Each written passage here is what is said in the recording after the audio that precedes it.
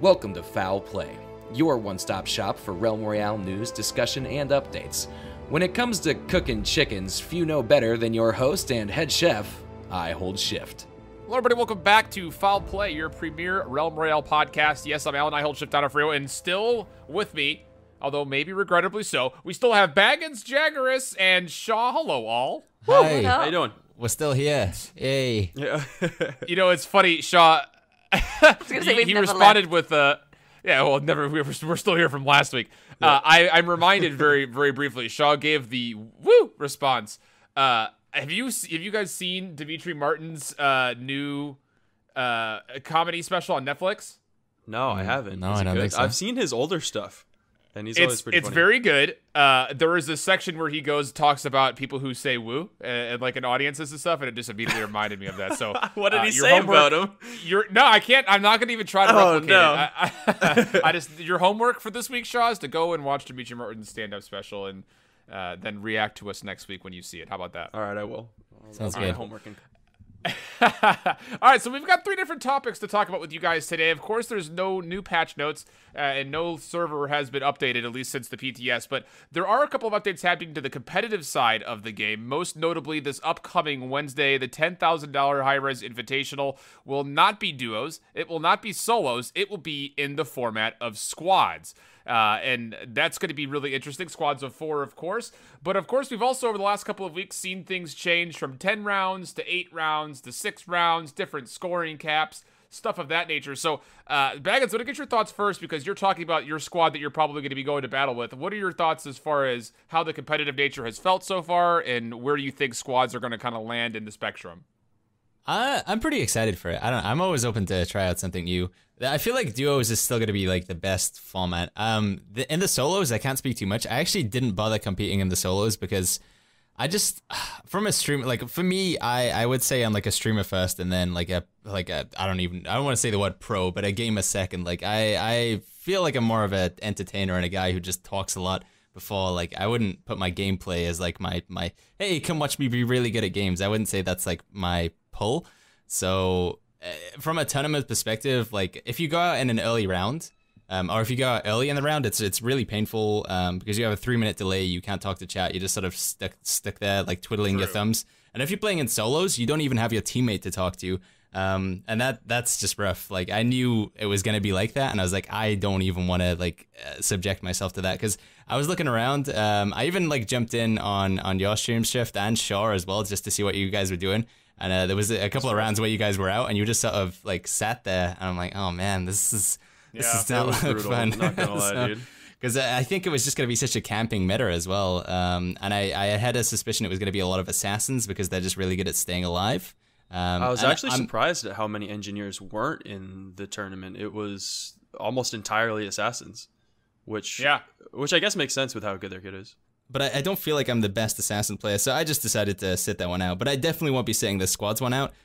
From like what I was saying, like from a streaming and entertainment's perspective, like I don't anticipate my squad winning, but I feel like we'll have a lot of fun because even if we die, we'll still have some banter going, so to say. So I don't know. From a player perspective, I'm excited. From a viewership perspective, I feel like it's going to be a lot of camping, and then suddenly there'll be an abrupt team fight, and then everybody will be dead.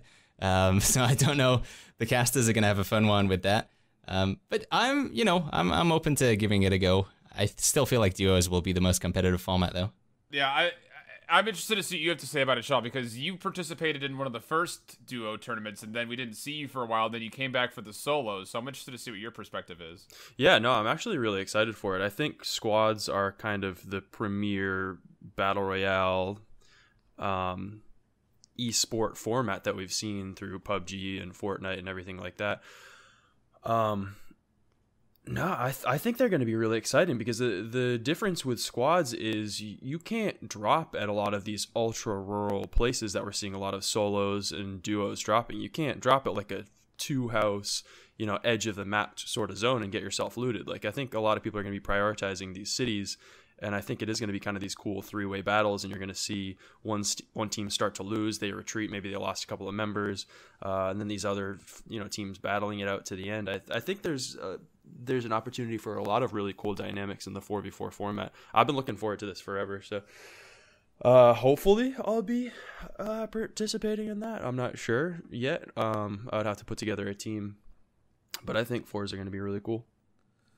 Jaggers, have you had a chance to watch in? I know you've been participating, but have you been watching any of the official high-res broadcasts of these tournaments so far? Yeah, I definitely try and catch them. Sometimes they run a bit late, so when you're talking about 6 or 8 rounds, that's, I think, better. I think 6 and 8 rounds is also better for the players, because I played in the first one, and it was on till like 3 in the morning or 4 in the morning. It was really, really late, and it was just kind of exhausting at that point.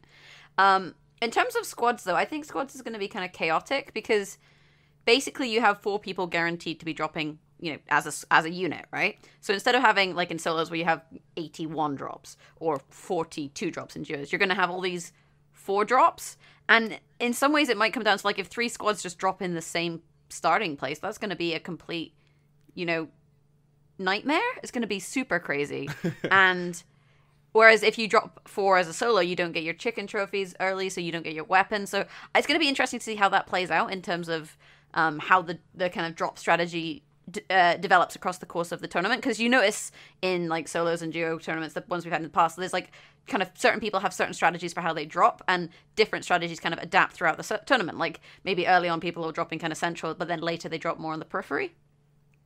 That'd be interesting. I know, as you know, the one biggest thing, we were talking about this last week with the chicken trophies possibly being removed. That was the biggest thing, was the economy system in duos and squads is very different when you have that many more people, that you have to try to prioritize what they're going to be picking up. I'm actually most interested, not just to see how different the pacing is going to be, but what weaponry is going to be brought in. You're not going to be seeing, I don't think, everybody using slugs and burst rifles simply because of the availability of the weapons is going to be lower, at least initially to start. I'm interested to see some SMG kills and AR kills and people having to force themselves to be using, you know, something that they wouldn't prefer, like a green crossbow, because they don't have anything else. It's going to be really interesting. But my biggest fear about this is it's going to be very slow for the official cast, I think, just generally pacing-wise. But kind of to echo what you had to say, Baggins, like, I know, as, you know, streaming my perspective, the solos tournament was by far the slowest. Duos felt okay because, you know, we stay alive for a little bit, and if you're not alive, you have someone to talk with. But squads will definitely be great, I think, for individual streams, but I feel like it's going to be really punishing to the regular audience member, especially after last week with the solos and how much chaos there was and how much action there was on the official stream. Even though it didn't feel great for the players, it was better for the audience. I think we're going to get a vice versa here. It's going to be really bad for the audience and, you know, an okay experience for the players. Yeah, I can see the I can see that. I can see the mid game slowing down quite a bit in squads if a lot of this like chaos happens in the early game. I wonder if they'll still keep the single class cap, so 1 assassin, 1 engineer, and then I have to 1 mage, imagine, and then I guess you decide whether you want to bring hunter or warrior. Yeah, I would have to imagine that's probably going to stick, just because that just seems to be the standard brought in so far. But yeah, it's going to be interesting to see what choices people make. If you were to pick, you kind of just laid out your priorities right there as far as what your preferences would be for a 4-man comp. Would you pick the warrior or the hunter as your last? I feel like you get probably hunter. Like that flare is so valuable in squads to reveal like all that info. And warrior, he's gotta like leap in and then just die. So Dude, it feels like, bad, man. I Warrior's miss Warrior. It's such a feels bad playing warrior. I was punishing some warriors today. They kept trying to like leap and escape over things, but they just hop now, and then he gets stuck on a wall. And I'm like, I'm sorry, buddy. They broke your knees. I know. I'm like feeling sorry for these warriors. You guys are hating on my warrior. I still think warrior's fine. Actually, I think that warrior gets better with more people in a squad because your healing flask and your shielding flask become that much more effective. Maybe. You get a lot of utility out of them. But the mine is like, and the flare, I don't know, those are pretty good as well. Yeah, but like with a team of 4, I don't think you're going to see very many mines lasting the time from deployment to the time of proximation, because it's going to get focused down, I think, pretty quickly. Yeah, that's true. According to stats websites right now, Warrior has the lowest win rate. I mean, obviously, like these stats are like off everybody and not tournaments, but which is weird because they still have the second highest pick rate. But even though they're getting played a lot, they still are not winning more than any other class. Even Hunter's got them beat right now, which is pretty wild. Hunter's doing better than Mage in the stats right now, which is surprising. Is it really? On squads, yeah. Huh. The thing with Hunter, I would say, is that the class weapon for Hunter, the bow, it gels really well with like the sniper rifle because they're both kind of more ranged weapons. Whereas The warrior axe, you have to be pretty close in order to land it, and it's worse than the plasma grenade or plasma launcher, the engineer's weapon. So in terms of kind of the synergy between the classes, I would say like Hunter has better synergy than warrior, just kind of across the board. And especially now that like the kind of meta has a lot of slugs and burst rifles and long range fights, I think the warrior's really kind of dropped off, because previously, you know, he was a great close range kind of powerhouse. He'd jump on you, charge you, throw a couple axes, and you were dead, and he'd just melt you before you could do anything. But that doesn't really work in squads. Like, what, you're going to do YOLO into 4 people? I'm going to be the odd man out here. I'm going to stand up for all you warrior mains out there. I am a warrior main. So I got you, dude. Let me pick you up real quick. Let me bring you back to the world of red. I honestly feel, you know, I don't ever build the axe on warrior. Hardly ever. It is very rare circumstances that I'll take the axe on warrior, but I don't think it's his weapon that is why he's not good. I just think it's people don't know how to position as well, because the double mobility is the best in the game still. Like, yeah, your leap doesn't go as high or as far, but if you use it off the side of a clip, you're gone with a leap charge combo. Nobody can catch you. Even if you try to dismount, you get one hit dismounted. The space that you've gained is already so far. And again, like I really feel that if you're not using that first forge to build your weapon and you're using it for armor and ability, you really can be beefy as heck once you get that shielding flask at legendary and full, not even full armors. If you just get chest plate and helmet, you can get yourself that 15 HP a second, which is super effective. And then, of course, the helmet with the headshot reduction. I still think Warrior's the third best class in the game. Your point is that he's great at running away. Yeah, exactly. he's also the great greatest class at losing a fight and then escaping. Not even close to. So no, it's like if you get good poke at range, he's got the best ability to close that gap and get in your face again. He's got the best ability of chasing or getting I think away. Assassin with Poppy Bomb Blink is just about almost equal in terms of mobility now, especially because their cooldowns are lower. Yeah, and it has a sniper rifle. Yeah, and the fact that they can use it for CC Man. and like throw it across the map, and you know, I don't know. Don't at me. Warrior's still the third best class in this game. The stats don't agree with you. But Wait, yeah, third best? that's You think because it's better than Mage as well? Oh my god! Yes, I think it's better than Mage as well. Well, Hi-Rez, please don't listen to this. Please, the comments buff decide on this one. I'm just saying, it's good that we brought up the Hunter though, because you know she has been kind of looked at as the redheaded stepchild, I guess, of the classes for a while. Why do you think that is? Do you think it's a inherent kit thing? Is it because she's so buggy, or is there something inherently just not figured out about her yet? I think it's because they changed the passive on helmets to not give you cooldown anymore, but they didn't adjust her cooldowns specifically to adapt to that. I think when you could get the extra 30% cooldown off of a helmet, or was it 30 or 40 actually? I think it was 30. I think it was 30, yeah. Yeah. When you could have a withdraw on such a short cooldown and dodge roll on such a short cooldown, this was also back when it was way easier to craft like multiple legendary abilities. Just because the shard costs were different, and you didn't have to spend so much on a weapon. But yeah, back when you had that much mobility on such a low cooldown, you could do crazy things, man. I was playing games where I was just rolling a sword the entire game. Like I was playing sword, hunter, and winning, and like getting like 10 kill plus games. So I think a lot of it is just the fact that they never brought her cooldowns back down. She's got big gaps now where she's vulnerable, where she never used to really be before. My biggest thing with her, I think that overall, all of her ability choices are all viable. I mean, Blast Shot, I guess, has kind of been nerfed a little bit too far out of the viability charts. But yeah, my biggest thing is that she lacks the ability to get vertical. Like, all you have to do as any other character is just go up one tier higher of topography, and all of a sudden it's a free farm on the Hunter at the moment.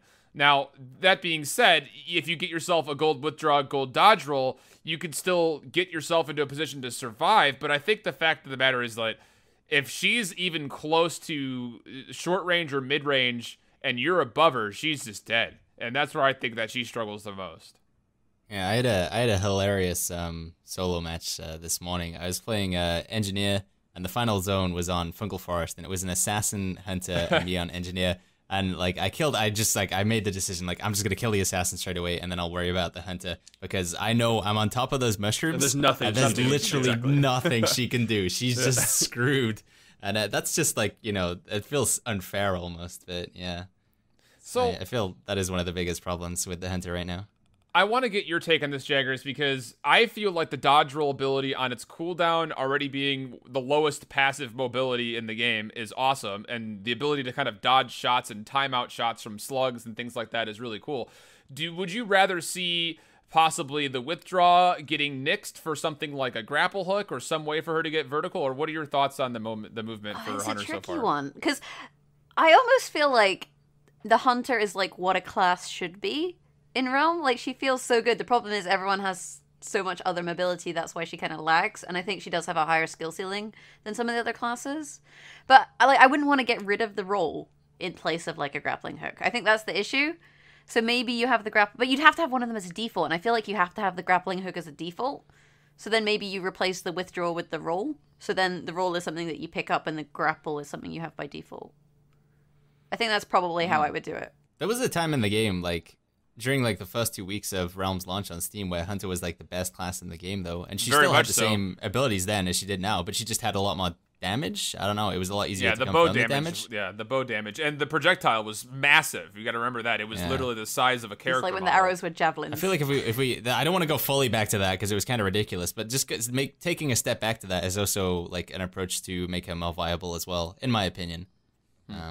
It's an interesting conversation point. I mean, especially with, of course, a lot of people have been noticing Bird picking up Hunter, and even Prince Danny has been stubborn enough to continue to play Hunter, and to some limits of success on both fronts. But it's just really strange to see, and, we talked about the Assassin for a quick minute. I mean, that's 6 rounds of solos. 4 of the 6 rounds were won by Assassins. 1 was by a Hunter, and the other was by a Mage. So it's really interesting to see that dynamic in solos. I think that I agree, actually, with the Hunter and the Flare being very viable for squads, because that reveal is huge when it comes to overall vision.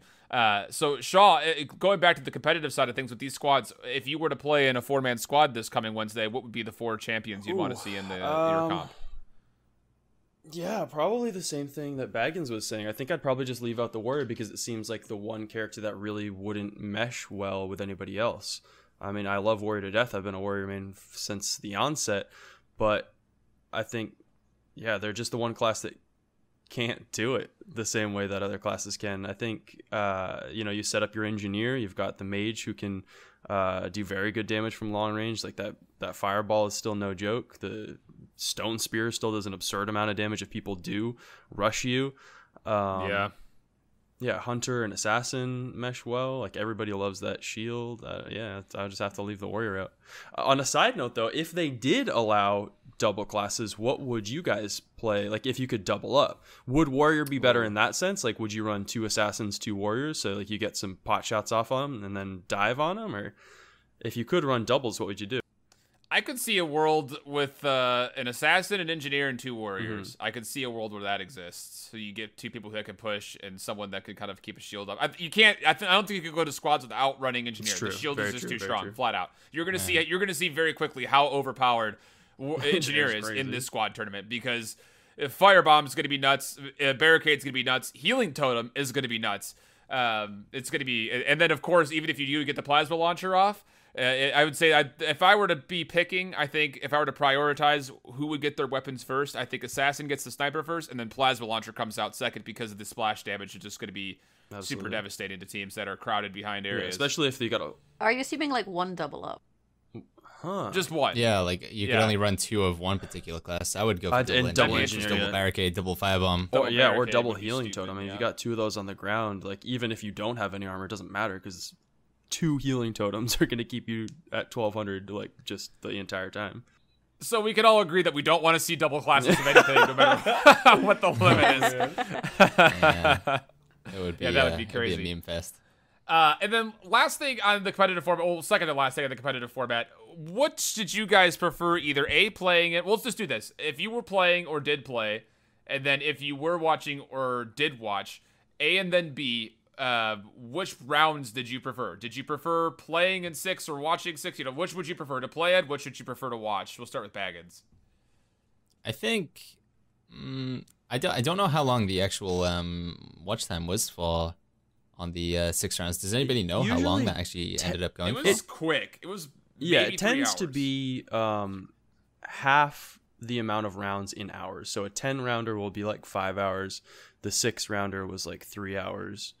I wouldn't mind seeing like an from 8. a viewer, yeah, I feel like from a viewer standpoint, maybe 6 is okay because it's an acceptable amount. Like generally 3 hours is like you can kind of commit to that from your day.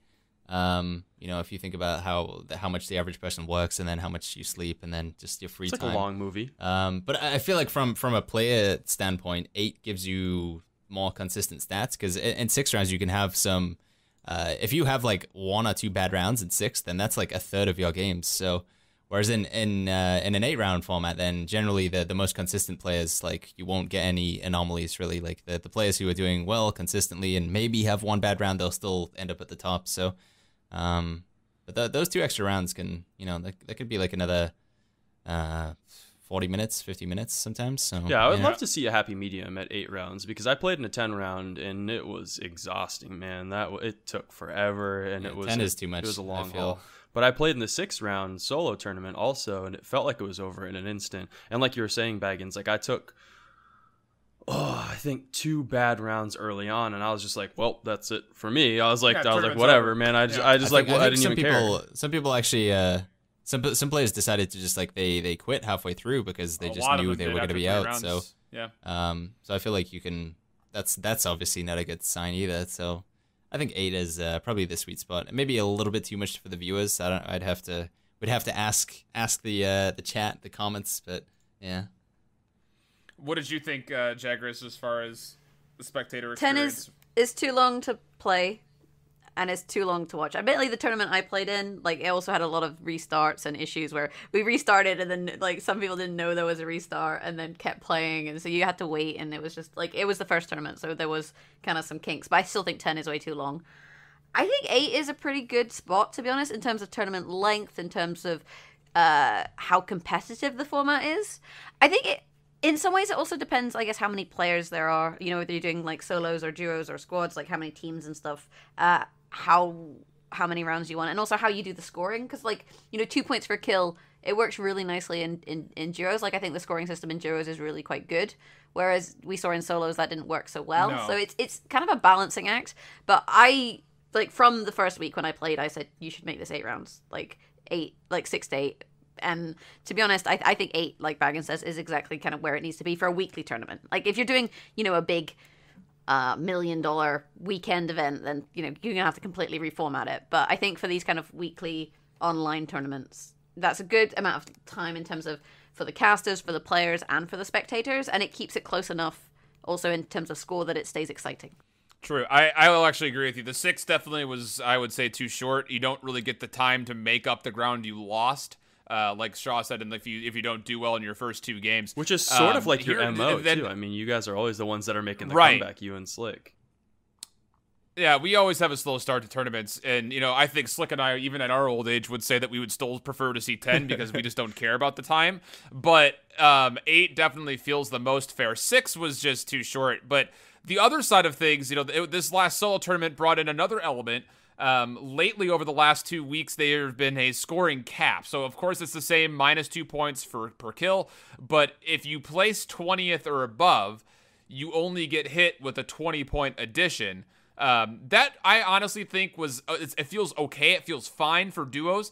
In solos, however, though, it was definitely a little bit different. Let me just hit you guys with some numbers. There was obviously that 3-way tie for 3rd. Everyone was at 50. And then 6th was at 51 points. 7th was at 52. 8th was at 55. 9th and 10th were at 58. And 11th was at 59. Within 3rd to 17th, there is only barely a 20-point difference between the two. That's literally one bad placement. Do you think that in a solo format specifically, the tiers and the point max should be moved higher, so that way it's a little bit more punishing if you do finish outside of the first half, I guess we'll say, of I players don't think alive? it should have any sort of this like additive, subtractive sort of weird thing. I don't know. I might be an outlier here, but I think it should all just be positive because I think this really heavy punishment for going out early, all it does is really foster a very slow, very cautious, very sort of unexciting early game playstyle where you're dropping extremely safe, you're not taking any chances. If you hear people, lots of times you're avoiding them. I think they could just simplify it and just be like, you get a point for every kill. If you place in the top 10, then let's say 10th place you get 1 point, 9th place you get 2 points, 8th place you get 3 points, and then so far, like, if you win the game, then you get 10 points. So you get the equivalent of 10 extra kills, just as a bonus.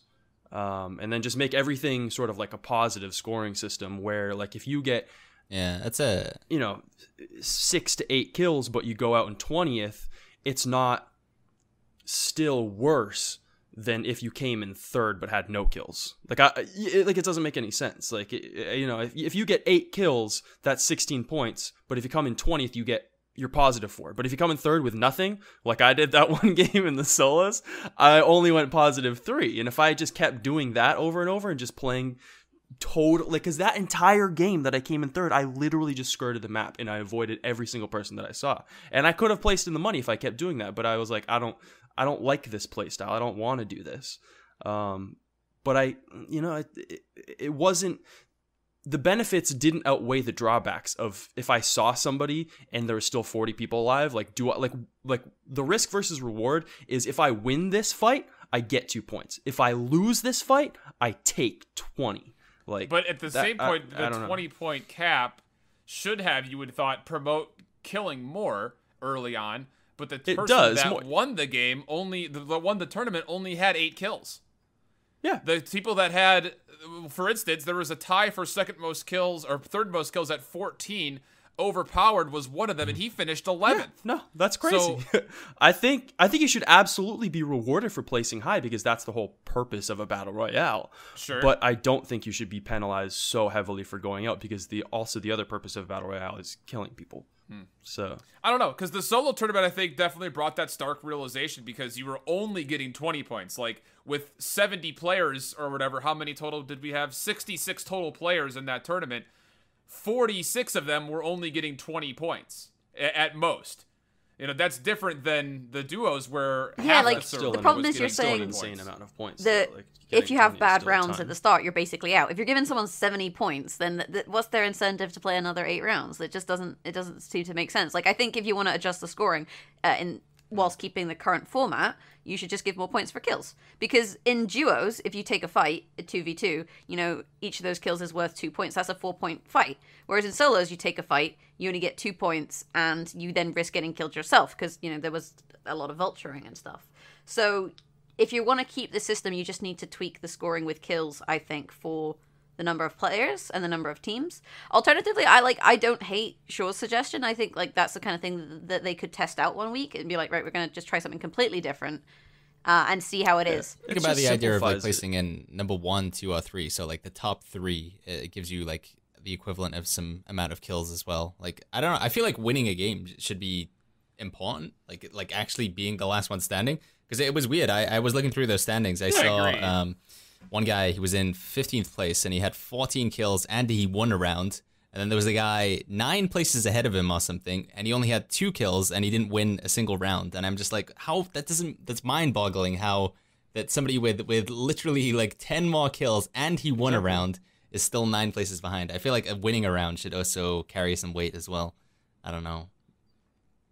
I would like that because, there are a couple of instances that people could look back and say, well, like, for instance, Cybate and the low one in the 8-round duo tournament, they won 4 of the games. Well, if they win 4 games, no one's going to be able to catch them. My argument for them would be like, well, no one should catch them. They won half the games. That's insane. It's pretty, winning a game in a tournament with those caliber of players, that's pretty good. So should be rewarded. Yeah. It's interesting. It's definitely an interesting topic. So I'm just going to throw this out. We could do it as a vote yay, vote nay type thing. One of the ideas that I was kind of stewing on was potentially doing a tiered point cap where if you finish 35th and above, you only get 35 points. If you finish 30th to 34th, you only get 30 points. 25th to 29th, so on and so forth until you get to the top 20, in which you just get a point assigned by where you place. Would you be more for that, or do you think it just needs to be flat out just on kills? I don't know. I just think all of that sort of places way too much emphasis on placement, but placement even if you're not in the top 10. Like it's putting weight, like everything, like any cap that you do like that just makes it so people are like, all right, we have to at least make it to 20th. We have to at least like try and get to like 15th or so, and then you're being rewarded for that. I don't think you should be rewarded for coming in 15th place. Like if you come in the top 10, sure. Like, yeah, like I was saying, like if you get 1 point for 10th place, like congratulations. Like maybe you got no kills, but you got 10th place. Here's a point. If you get first, like 10 points, like that's big. And obviously I'm talking about only an additive system here. Because then you can get 3 kills and go out 26th, but not feel like everything you did was for nothing. Like you still got your 3 points. Like that's still good. And I don't know. I think it would make the early game a little bit more interesting. I don't know. That's just. Jagras, what do you think? I think from a viewer perspective, you're making it way too complicated. Like the other thing is like viewers need to understand how the system works. So this is a big thing, like because I do commentary anyway for Gwent, admittedly it's a card game, but when you're doing that, you have to be able to explain things in such a way that someone who's just tuning in can kind of understand what is going on. And if you have brackets where it's like 50 points is 50 and then 40 to 49 is 40, it gets much too complicated for the players because they're like, oh, well, how many points am I getting here? But also the viewers, like viewers just want to know, oh, if you kill someone, that's worth 2. If you come first, that's worth 10. Bob's your uncle, Fanny's your aunt, easy peasy. So I think like with your system, like, or your suggestion, it's an interesting suggestion, but I think it makes things too complicated and you just want to find the simplest system that works, and it may come down to using the current system and tweaking it, or it may come down to replacing it with a entirely positive system. I don't know, but it's going to be something that I think Hi-Rez has to iterate on, and it's not going to be perfect straight away. It's going to take some kind of tweaking, and hopefully we'll get there, like, well, not straight away, but soon. Baggins, final thoughts from you? I mean, just it's like an echoing of what everybody said. I feel like it's camping and staying alive until you're in like the top 20 is like, it's not really camping until you're alive until you're in the top 5. Like you've got some serious evasion skills there. Good job. Maybe you can get some points for that.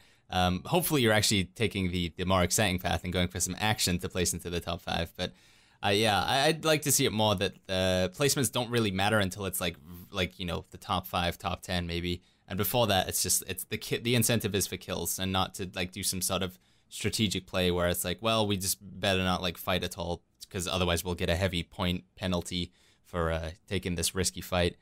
Because we decided to it's not worth taking a fight until it's a certain point in the game. It's not fun for a player and it's not fun from a viewer perspective either. So I think removing those limitations is going to be better. Interesting. Yeah, it's good. I think the balance is, obviously we're playing around with formats and how many different styles we can get between solos, duos, and squads. Of course, we talked a little bit about class limitation, and the scoring is kind of that other element that often I would say as an audience member might go a little bit unchecked, but as players, we definitely feel the most of it without a doubt. Now, there was one more thing competitive-wise before we wrap up this show. Over the last couple of weeks, I've been tallying together a bunch of stats on the players who have played in the $10,000 invitationals on a regular basis, had to have played at least in 4 tournaments, and put together a little mini power rankings just as kind of a thing to have content-wise. Any of those names out there that you guys either agree or don't agree with, or just kind of general thoughts on who you guys think might be the best player in Realm Royale right now? This 16th place spot, this person, I hold shift. I've never heard of this I hold shift guy. I don't think he should be on the list it's interesting. I think take him. Like he's the author as well. His name's at the top. He wrote the thing, and it's they're strange. Like on that list. It's so weird, right? Gosh. Yeah, but I love that you were very modest, though. I mean, you won the 100K, and you were modest. You put yourself at 16. I was like, all right. And to be fair, my average damage per round is actually higher than Madruski's, but I just thought that Madruski, having better average placing than me, deserved a spot higher than me. So I thought I was being pretty generous. I'm actually really glad that my damage numbers, no offense to Gentle Giant, I'm so glad that my average damage numbers were so much higher, so that way I didn't come under any self-scrutiny from people who looked at it. No, that's funny. Baggins, No, when are we gonna see you up here, dude? When are you gonna start getting those hot tournament performances? You know, when they completely nerf assassins, so there's no counter to my dank engineer gameplay at all, and then I'll be fine. Dude. Oh my god. If we could just remove all the other classes and then just have engineer, that would be great. I think it's Just a great everybody list. flying all the time. I think it's impressive to see like low one and stuff. Like I don't know. I don't want to sound like, you know, play me a sad violin or whatever, but playing from EU to NA, the ping is noticeable with the slug rifles, man. We saw there was like 3 rounds where NA players had to play on EU servers, and they complained so much, man. They were like, "Oh my god, this is the worst thing ever. Crossbows are terrible, slug rifles are terrible. None of my bullets are connecting." I'm like, "Welcome to me in every single round, man. Like the slugs are so unreliable when you have over 100 ping, like 150 ping." So to see low one and Cybate do so well, and to like they made their own meta where they started using heirloom rifle because it's hit scan, and the hit scans aren't really impacted by the ping was interesting. So yeah. That heirloom spam from Cybate was something to be marveled with. Let me tell you firsthand, as I got a handful of headshots on the back end of that. Yeah, that weapon is so obnoxious, man. I hate using that weapon, and I hate anybody that uses it against me. It's just it's just so frustrating, man. The bullets just come out at wonky angles, and it's just may as well just make like clown noises as you pull the trigger. Like it's almost like a shotgun now, you know. Yeah. Going back to ping, I think like it is kind of frustrating, but at least, you know, you can practice. Like, these players can choose to play on NA. You can switch your region. The only problem there is very occasionally you'll get a West Coast game where you have 180 ping, and like you try and disenchant something, and you have to just kind of wait a second until it actually happens. I only know about playing on NA ping because when I play at 3 o'clock in the morning, it's much quicker to QNA. Yeah, I've been trying to practice playing some NA games. I guess when I play, like when I'm streaming on the high-res channel and we try and practice, it's like 5 a.m. in North America, and yeah, there's not many people that are committed to like play at 5 a.m. right now. So those queue times. You think? You couldn't pay me enough to play at that time of day. Really quickly, kind of a off-ball topic, and we didn't like discuss it, and it's not in our notes. But what do you think about the idea of potentially, if we see a patch before the tournament happens and it has the new classes in it, do you think it would be acceptable to allow those to go into the tournament, or do you think we should like, because in every other game that we've seen by Harez and every other game that has a tournament system, when there's a new champion or hero or whatever you want to call it, typically it's banned for like the first week or two, just to make sure it's not ridiculous and broken. Do you think that would be right now what we would see? Yeah, I don't. If it comes out between now and Wednesday, I don't want to see it allowed at a tournament for a week, just so people can get a handle on it. Yeah, I'm down with whatever, man. They released a patch on the same day as the tournament before, before, dude. Let's go, man. Give me them new classes. Yeah. I think they'd allow it in a Keemstar tournament. That's all. Absolutely, they would. That'd be quite something. I don't know.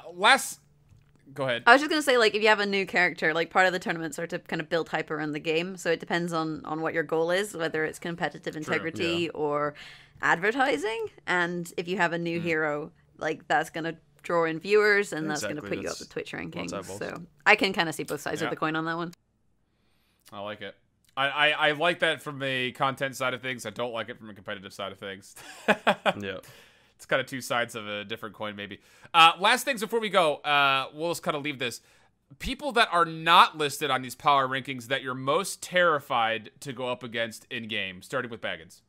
I don't know. I don't. Yeah, Jaggerus, and this Shaw guy as well. I always dread. For me, it's Baggins. This. I was gonna say Baggins. You said starting with Baggins. I was like, I agree. Yeah, Baggins is. I mean, I've been like practicing a lot lately. My secret weapon is this this Russian guy called Desert UK. He's actually ridiculously good. Yeah. He was in the solos, right? Yeah, he gets he's like I found him, you know, just out in the streets, and I brought him in, and I said, listen, you're gonna carry me in these tournaments. And we played in the duos tournament, but he had some nerves because like when you play in the first tournament, it's a bit like, oh man, it's a lot different from public games. Like in public games, he just jumps in and he kills everybody. Doesn't hit a forge at all. He just kills literally everybody. But obviously, it's a bit more difficult to do that in a tournament. But I don't know. I expect him if I can keep getting him into those tournaments. If he keeps playing in them, he will climb up there pretty fast. He's a pretty insanely skilled player. So, Jaggers, what do you think? Anyone in particular come to mind? It's a tricky one. I think like the game is still evolving, so there's definitely room for people to come in and really perform. And you know, like Kefri, he used to play Overwatch and has come into this game. Like there could be people in other shooters that are quite good. I like to see Mary Maybe compete. I know she's been playing a lot of Realm recently. She's a streamer. Yeah, she played this week, and I'm still waiting for that one girl to just show up and just start slapping people. Dude, I can't wait, man. Maybe like ammunition or something. Yeah, I know she's been quite into it, but yeah, it would be cool. Like it's always cool to see, you know, women in esports, whether that's casting or competing or playing. But like ultimately, it comes down to skill when it comes to these sort of things. But she does seem like she's kind of into the game and, you know, really trying to win and stuff. So it would be cool to see her compete, is what I will say. Shaw, anyone in mind? I feel like it was a pretty thorough list. I did have the pleasure of going against this FPS reps guy, which is on your bottom part, the newly hatched list. He didn't have a ton of eliminations. Well, I mean, 22. That's quite a few, but not as many as some. But no, wow. He what was his name? Like JJG or something like that. JJD. Yeah, I didn't see him at all. I don't even know who he was, but he turned up in the duos tournament. He's actually very, very good. I don't know like what his history is or anything, but I don't know if you guys saw that in the duos tournament, but yeah. I did see that, and his numbers are actually pretty close to being on that newly hatched list. That's a good answer, I'd say. Yeah. For me, someone that has not participated in any of these tournaments that I think is more than deserving, and I'm sure if you guys have played, I know you played up against him, Six, S-I-C-K-K-S, assassin player who typically will slap me sideways, upside down, and inside out whenever I get into a solo game versus him. I'd be really interested to see how he does in these tournaments personally. A little shout out to the boy, the guy. I'm sure he'll be sick. Cool. More like slick. Oh God, can I leave now? And on that note, Jack, let's end the podcast.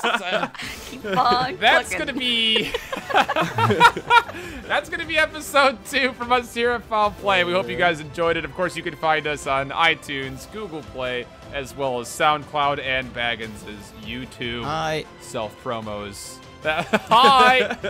Goodness gracious. We'll catch you guys next time. I still don't have a tagline, and we're not going to go with keep on plucking, so everybody. Later. Bye. We're done. Woo! Thanks for listening to today's episode. Be sure to keep an eye on SoundCloud, iTunes, and the Google Play Store for future shows.